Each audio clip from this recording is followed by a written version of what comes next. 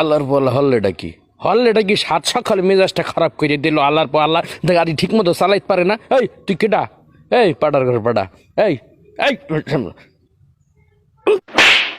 আল্লাহর পু বিয়াকে স্যার ভালো আছেন আপনারা? আপনারা ভালো আছেন না? নাস্তা পানি করছেন? দাঁড়ান মুই আপনাদের আজকে নাস্তা করামু। এই হোটেলের দিকলেই চলো, স্যারদের মুই নাস্তা করামু আজকে। কার মুখ দিয়েছে সকালে ঘুমের তো উঠছিলাম? কার মুখ দিয়েছে? কার মুখ দিয়ে উঠছিল?